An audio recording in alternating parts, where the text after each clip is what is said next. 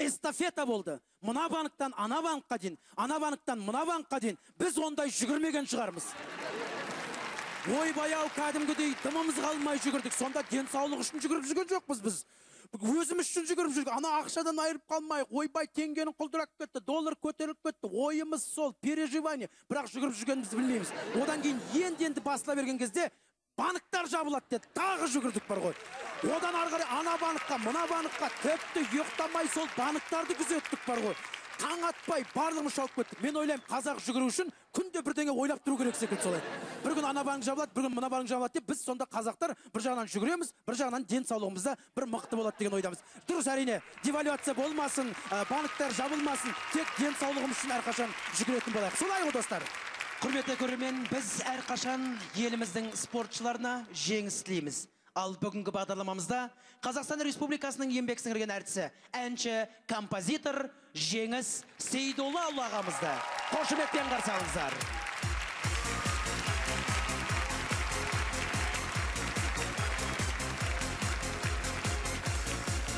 Жеңіс Сейдоллаұлы!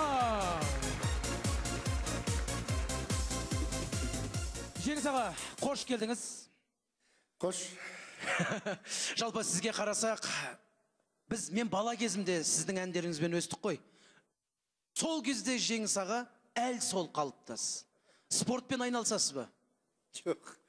Жоқ. Сіздің мына осы әдемі болып жүрген құпиясы неде сода?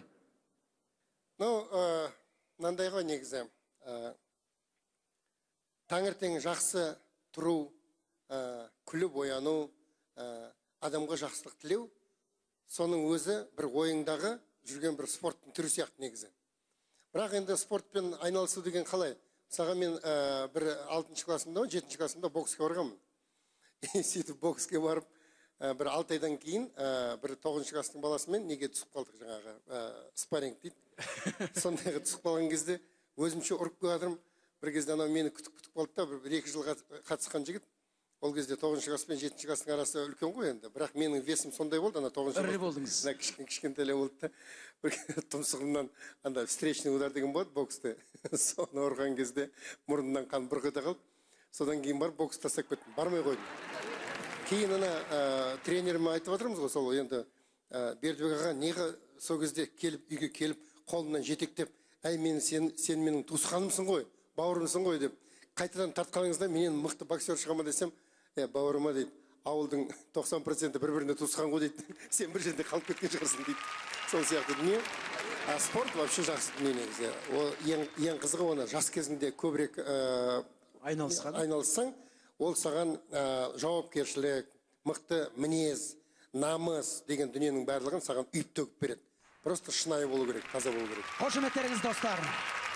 Сіздердің кездеріңізде, біз енді бала кезімізде, сіздердің жастық шақтарыңызда үйде радио ілініп тұратын. Бүкіл үйлерде радио ілініп тұратын. Сол жерде естеріңізде болса, таңертең ұйқыдан оянғанда мына бір әнмен басталатын. Бабушки рядом с дедушкой, да-да-да-там-да-да-да-нам деген ол таң атып атырғанын білетінбіз. Содан кейін радиодан, неге екен білмеймін, қызық, радиодан утренний зарядка деп басталатын. Утренний зарядка дейді. Радиода көріп тұрсақ бір жүн не істеп атырған. Оның не істеп атырғанын да көрген жоқпыз. Бірақ дей тұрғанмен соны бүкіл ел болып қайталап ататын. Раз, два, три, четыре, раз, два, три, четыре. Закончили дейді. Не бітірді білген жоқпыз да.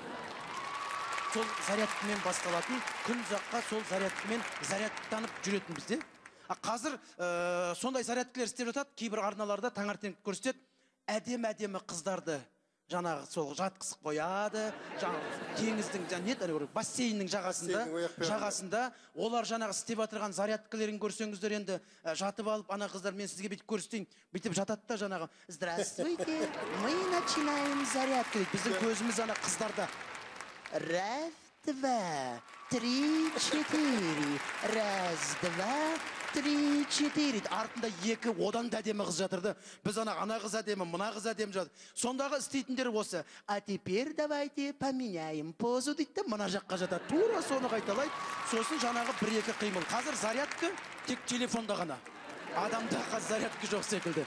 Жалпы Жеңіс аға, мынандай бір ұғым бар екен. Сіз ән айтсаңыз, спортқа қатысып отырған жігіттер жеңіске жетеді екен. Соны естідіңіз бе? Есімеп, бірақ расында да мен ән айтқан кезде бұл біздің көк байрағымыз көтеріліп жатса, әрине мен өте әрқашан да ризамын. Өйткені Жеңіс ағамыз айтып жатса, барлық жерде қазақтар жеңіске жетеді екен. Сондықтан жазғы олимпиада кезінде сіз 7 рет ән айтыпсыз ғой? 7 алтын медаль болды. Осы қыста ән айтпай қалдыңыз ау деймін. Қысқы олимпиадада бір әннің бір куплетін айтып едім, бронза болып қалды ма, соны толығынан айту керек. Бәлкім қазір сол толықтай бір тамаша әніңізді біздің көрермендерімізге паш етсеңіз, жеңістеріміз көп болсын.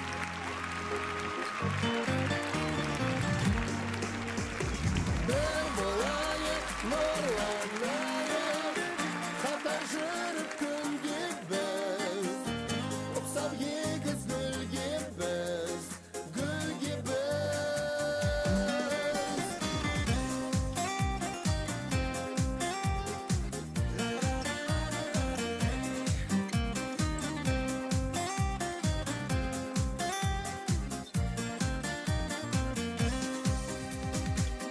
Бір өзіңсің сүйкімді, көктемімде жазымдан, күмбірлеген күй түрлі, сенің ерке назыңдан. Теңемеймін мен саған, көлдің аққу қазындан, арманымсың аңсаған, айлы сұлу сазыңдан.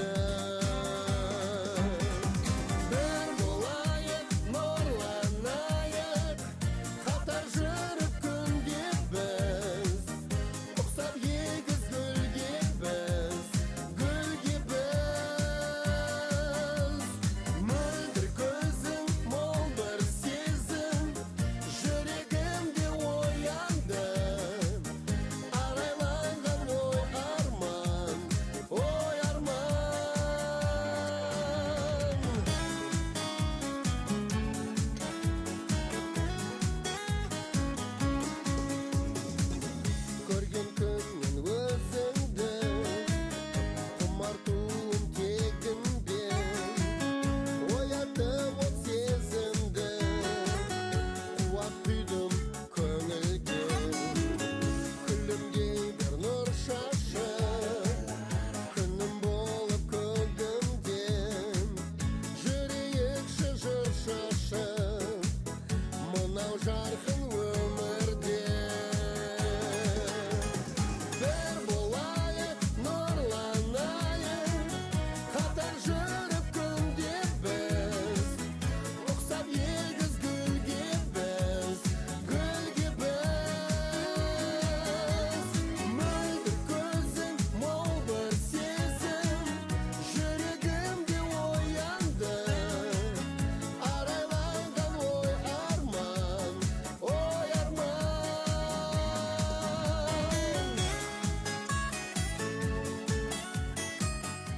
Төртінші камера. 2 секундтан кейін сен аласың. 1, 2, ал. О, міне.